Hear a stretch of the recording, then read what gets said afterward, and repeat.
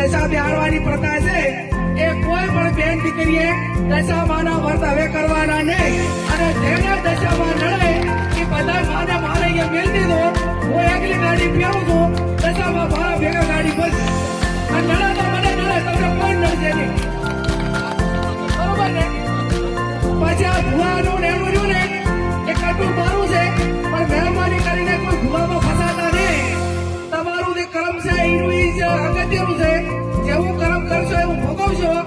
અને એવા તમને બ્રહ્મ ઘાલશે કે તમને આર્થિક બરબાદ કરશે, સામાજિક બરબાદ કરશે, કુટુંબમાં બરબાદી લાવશે. અને એવી બેન ઘાલશે તમારો પરિવાર નિર્વિકેર કરશે.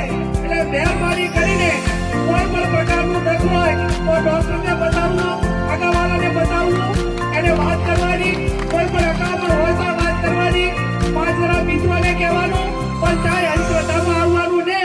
અને ભોપા જો આખા દેહનું બધું મટાડી દેતા હોય તો મોહન કેશોદી આ સાહેબ બે તમે કોઈ ભોપાની બાધા રાખા અને અમે તમારે અહીંયા કોઈ પણ કામ ના કરા અને ચૂંટણીમાં ફોર્મ ભરા દીધા તો એ ભોપો હાજો.